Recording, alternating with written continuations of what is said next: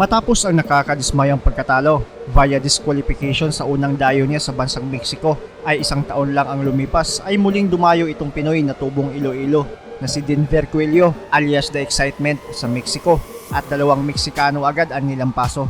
Parehong tinalo niya via TKO at nakuha pa niya ang bakanting titulo na WBC Silver Minimum Weight title. Isang taon na naman ang lumipas ay muling dumayo sa bansang Mexico na naman itong Pinoy na si Denver Cuello para kasahan naman ang kilabot na champion ng Meksikano na si Ganigan Lopez alias El Miravilla. Di nagkakalayo ang edad at height ng dalawa at pareho din silang southpaw. May record ang Meksikano na si Lopez na 35 wins, only 4 defeats, 14 dito via knockout, habang 30 wins, 4 losses, 6 draws, 18 via knockout naman ang Pinoy. Parehong may power ang mga suntok nila. Sa katunayan, sa huling siyam na laban ni Cuello ay tinumba niya lahat, tinalo via knockout, habang itong Meksikano naman ay sa kanyang huling 7 laban, 5 dito tinapos din niya via knockout. Kaya naman, isang magandang bakbakan talaga ang inaasahan ng mga manunood ng live sa laban nila.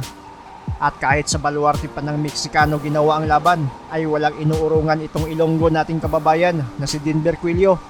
Walang teritoryo sa ating pambato. Mas lalo lang nang gigil ito at excited na gulpihin ang Meksikanong kalaban, patutulugin sa harap ng kanyang mga kababayan. Sa mga gustong tumalpak dyan sa legit online betting ay i-recommenda ko ang 1xBet. Malalaki ang odds, mabilis lang mag-deposit at syempre mag-withdraw. Pwedeng gumamit ng GCash, bangko, cryptocurrency at marami pang iba. At pwede kang makakuha ng up to 7,000 pesos bonus sa unang deposit mo. Magpa-register lang kayo gamit ang link na nakapin sa comment section sa ibaba at huwag kalimutang gamitin ang ating promo code sa unang deposit mo para makuha mo ang bonus na up to 7,000 pesos. At sa mga magtatanong kung paano mag-register at mag-deposit, naglagay na din ako ng link ng video sa comment section para di na kayo mahirapan pa. Madami kang sports na pagpipilian. Pwede kang tumalpak sa basketball, UFC at syempre boxing. Kung trip mo naman ang online casino ay marami din dito. Matataas ang odds, kaya ano pa ang hinihintay mo? Kalpak na! Sonó la campana, primer episodio, pelea a 12 rounds, Dr. Alfonso Morales. Round 1, isang maaksyong performance agad ang pinamalas ng dalawa. Parehong gustong tapusin ang laban ng maaga. Peleadores en guardia zurda como aquel inolvidable el zurdo de oro Vicente Saldívar y Ganigan López. Es el hombre de la zapatilla blanca con los en rojo. Viene para enfrentar a este que es el filipino que no veíamos. Una pelea eliminatoria en su cuarta etapa del título plata con dos peleadores zurdos, Eduardo. Sí, es raro ver dos zurdos frente a frente. Parehong palaban at agresibo pero makikitang kumpiyansa si Kabayan na kayang-kaya niyang talunin itong kalaban.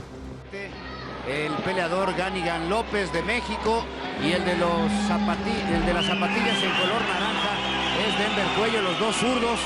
Muy combativo el filipino. La pelea, me parece, doctor, puede terminar por nocaut. At dito, isang malademonyong left uppercut ang pinakain ni Denver Cuello sa Meksikano at bagsak ito. Será la pelea en donde quiera conseguir vaya izquierdazo brutal. Quiere conseguir su 14º cloroformo. Mientras tanto, aquí tenemos a los amigos a Frank Garza. Vaya manera de meter la mano izquierda. Pero agad naman itong bumangon at pinilit pang ituloy ang suntukan. Pero matapos bilangan ay di na siya nilubayan ni Kabayan. Abatuan en las Filipinas, de espaldas a las hojas está Torbellinesco, este paisano de Daniquín, la mano izquierda volada, directamente sobre este que es Ganigan, la mano derecha a la mandíbula, en malas condiciones está nuestro compañero y apenas es el albor de la reyerta de la decisión dividida. Nos referimos a este que es el Tagano, pero qué manera de sacar la mano izquierda en forma de gancho, Ricardo. Sí, sorprendieron al mexicano. La distancia, moviendo bien la cintura, dominando el peleador filipino con esta ventaja de tener en la lona al mexicano que se va a la distancia, ligeramente verdes y rojas cuando está por terminar el primer episodio. Amables amigos, aquí tienen ustedes esta que será una reyerta espectacular, ya tienen contra. Maswerte natapos ni Ganigan Lopez ang round 1 at dito sa round 2 ay sumabay pa itong Meksikano. Nagbabato ng mga kombinasyon nagpakita ng tapang sa harap ng kaniyang mga kababayan.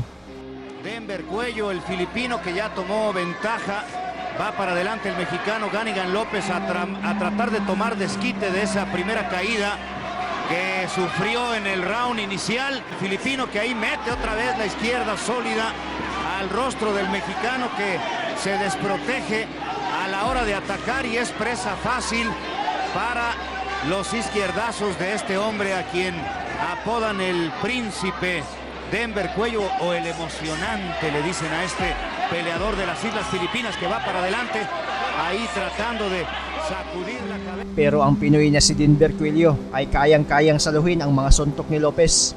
Subok na ang tibay at ang pusong Pinoy.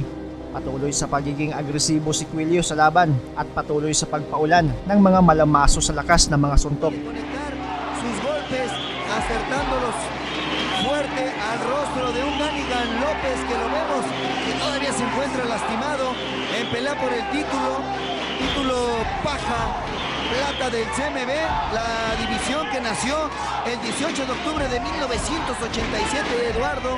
Va a cumplir 25 años esta división. El primer campeón mundial paja fue Hiroki Yoka, un japonés que derrotó 87 y hoy aquí estos muchachos peleando por el título plata del CMB. Aquí está esta que es la categoría más pequeña en el boxeo profesional. At dito nga sa huling segundo lang ng round 2 ay nasa pool ulit ng kombinasyon itong Meksikano at bagsak na naman ito. El mexicano intenta reaccionar con golpes de gancho al rostro del peleador oriental que ahí está tratando de acrecentar el castigo pero fallando los volados y ahí lo conecta con dureza el upper de izquierda y el gancho derecho. Lo decíamos, se expone demasiado Ganigan López y está... Sinubukan pa nitong tumayo sa bilang pero di na kinaya ang sobrang hilo mula sa malupit na suntok ni Kabayan. Panalo ang Pinoy na dayo na si Denver Cuello alias The Excitement via second round TKO. Ito ang pangatlong Meksikano na sunod-sunod na tinumba ni Cuello, pinahiya sa kanilang sariling baluarte.